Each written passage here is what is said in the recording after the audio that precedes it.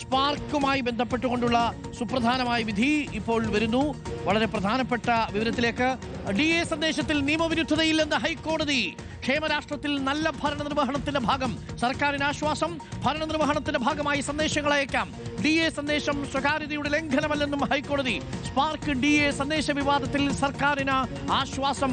പ്രതിപക്ഷത്തിന്റെ വിവാദങ്ങളെ തള്ളി, പ്രതിപക്ഷത്തിന്റെ ആരോപണങ്ങളെ തള്ളി സർക്കാരിന്റെ ഭാഗത്തുനിന്നുമുള്ള പ്രതികരണം, സർക്കാരിന്റെ ഭാഗത്തുനിന്നുമുണ്ടായത് ക്ഷേമരാഷ്ട്രത്തിൽ നല്ല ഭരണനിർവഹണത്തിന്റെ ഭാഗമാണ്. സന്ദേശമയക്കാം. ഹൈക്കോടതിയുടെ ക്ലീൻ ചിറ്റ്. DA സന്ദേശത്തിൽ നിയമവിരുദ്ധതയില്ല എന്ന് ഹൈക്കോടതി. ഭരണനിർവഹണത്തിന്റെ ഭാഗമായി സന്ദേശങ്ങൾ അയക്കാം. പ്രിയപ്പെട്ട പ്രേക്ഷകരെ, നേരത്തെ DA കുടിശ്ശികയുമായി ബന്ധപ്പെട്ടുകൊണ്ട് സ്പാർക്കിൽ നിന്നെടുത്ത് ഡാറ്റ ചോർത്തിയെന്നും വലിയ രീതിയിൽ ഡാറ്റാ മോഷണം നടത്തിയെന്നും പ്രതിപക്ഷം ആരോപിച്ചിരുന്നു.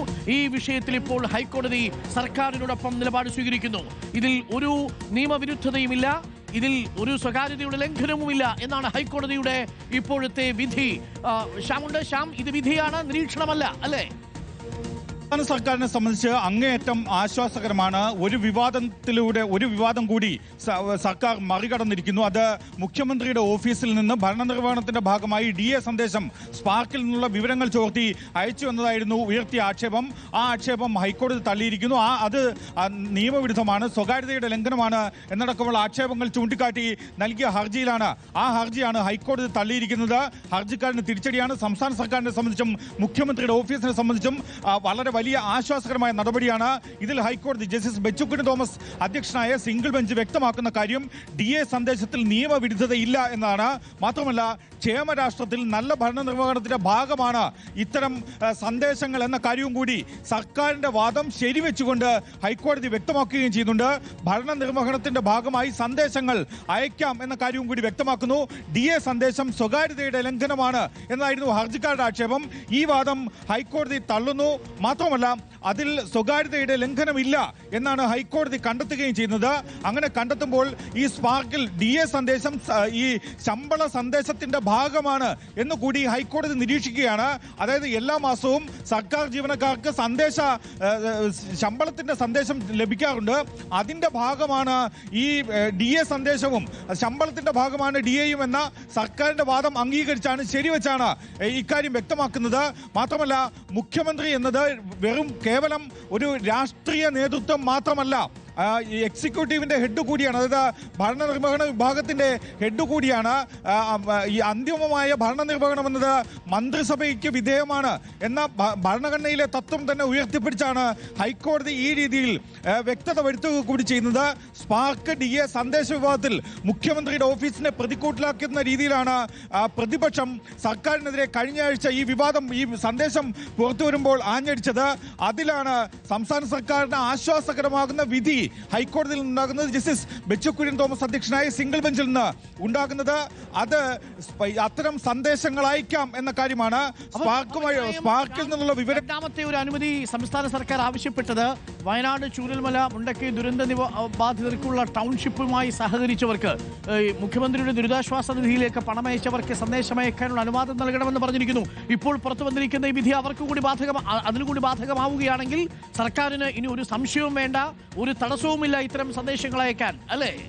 അങ്ങനെ തന്നെയാണ്. അക്കാര്യത്തിൽ നേരത്തെ തന്നെ ഈ മുഖ്യമന്ത്രിയുടെ ദുരിതാശ്വാസ നിധിയിലേക്ക് സംഭാവന ചെയ്തവർക്ക് സന്ദേശങ്ങൾ അയക്കുന്നതിൽ എന്താണ് തെറ്റ്, എന്താണ് അപാകത എന്ന് കോടതി ചോദിച്ചിരുന്നു. അത് പക്ഷേ ഈ ഉത്തരവിന്റെ ഭാഗമാണ്. ഉത്തരവ് പുറത്തു വരുമ്പോഴാണ് നമുക്ക് അക്കാര്യത്തിൽ കൂടുതൽ വ്യക്തത വരിക.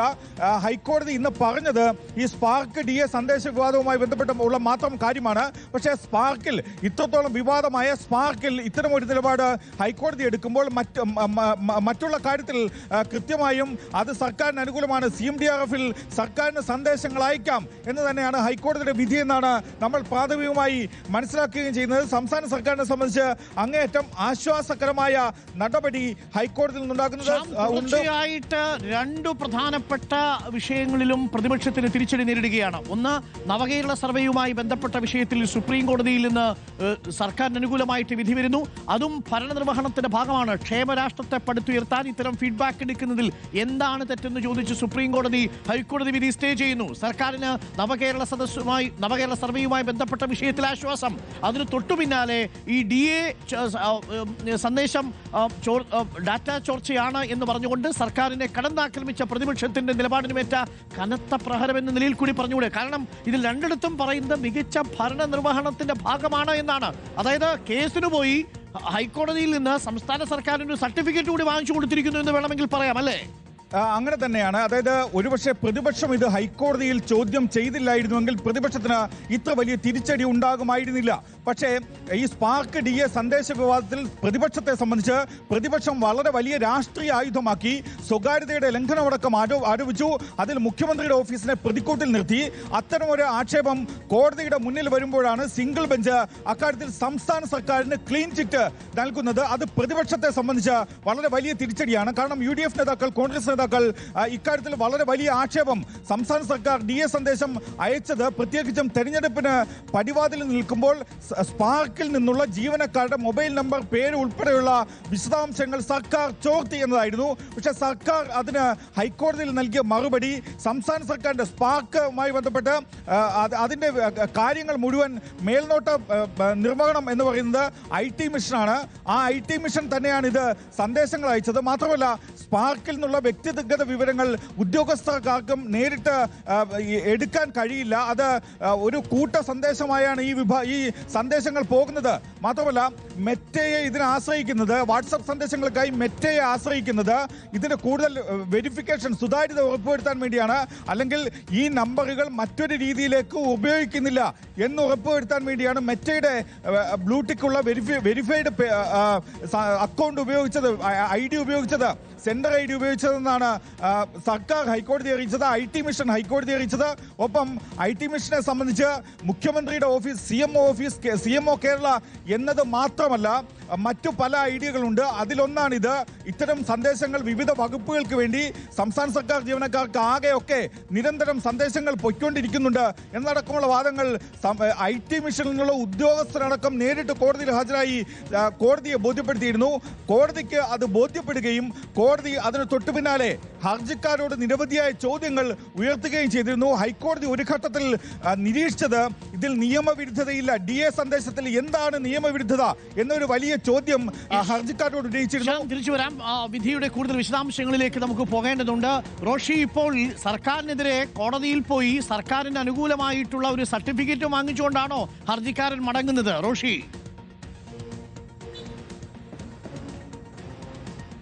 അരുൺകുമാർ, അങ്ങനെയാണ്. കാരണം സർക്കാരിനെതിരെയുള്ള വലിയ ആയുധമാക്കി പ്രതിപക്ഷം കൊണ്ടുവന്നതാണ് ഈ DA സന്ദേശം.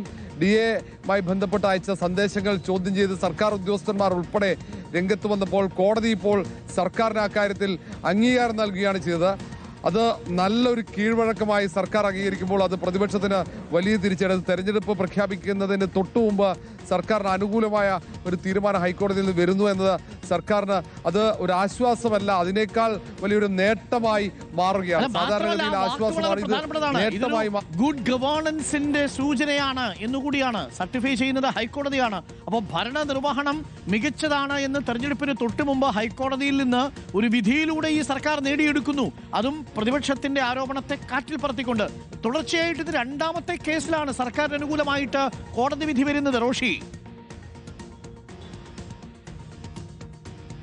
അരുൺകുമാർ, തുടർച്ചയായി രണ്ടാമത്തെ വിഷയം വരുമ്പോൾ ഇതിൽ ഏറ്റവും പ്രധാനമായും പ്രതിപക്ഷം ഉയർത്താൻ ശ്രമിച്ചത് സ്വകാര്യതയുടെ ലംഘനമായിരുന്നു, ഡാറ്റ ചോർച്ചയാണ്. അങ്ങനെ വലിയ ഡാറ്റ ചോർച്ച ആരോപണം ഉന്നയിച്ച് സർക്കാരിനെ പ്രതിക്കൂട്ടിൽ നിർത്താനുള്ള ശ്രമമായിരുന്നു നടത്തിയത്. പക്ഷേ ഇത് സർക്കാരിൻ്റെ തന്നെ ഏറ്റവും പ്രധാനപ്പെട്ട സന്ദേശങ്ങൾ കൈമാറാൻ വേണ്ടിയാണ്. അത് ഡാറ്റ സർക്കാരിൻ്റെ രണ്ട് വിഭാഗങ്ങൾ തമ്മിൽ കൈമാറ്റം ചെയ്തതാണെന്ന് കൃത്യമായി വിശദീകരിക്കാനുള്ള ശ്രമമാണ് കോടതിയിൽ നടത്തിയത്. അങ്ങനെ സർക്കാർ ഉന്നയിച്ച വാദങ്ങൾ പൂർണ്ണമായും അത് കോടതി അംഗീകരിച്ചാണ് ഇങ്ങനെ ഒരു ഉത്തരവ് ഇറക്കുന്നത്. ഇതിൽ പരാമർശങ്ങൾ വളരെ പ്രധാനപ്പെട്ടതാണ്. LDFനെ സംബന്ധിച്ചിടത്തോളം, സർക്കാരിനെ സംബന്ധിച്ചിടത്തോളം സർക്കാരിന് അത് വലിയ നേട്ടമായി മാറുന്ന ഒരു കാഴ്ചയാണുള്ളത്. അത് സർക്കാരിനെ പ്രതിക്കൂട്ടിൽ നിർത്താൻ വേണ്ടി കൊണ്ടുവന്ന ആയുധം അത് തിരിച്ചടിക്കുന്നു. ബൂമറാങ് പോലെ അത് പ്രതിപക്ഷത്തിന് നേർക്ക് തിരിയുന്ന ഒരു സാഹചര്യമാണ് ഇപ്പോഴുണ്ടാകുന്നത്. ഇനി ഈ കാര്യത്തിൽ പ്രതിപക്ഷം എന്താണ് തീരുമാനമെടുക്കുക? കാരണം സെക്രട്ടേറിയറ്റ് അസോസിയേഷന്റെ ഭാരവാഹി അടക്കമാണ്, കോൺഗ്രസ് അനുകൂല സംഘടനയുടെ ഭാരവാഹി അടക്കമാണ് ഈ കാര്യത്തിൽ കോടതിയെ സമീപിച്ചത്.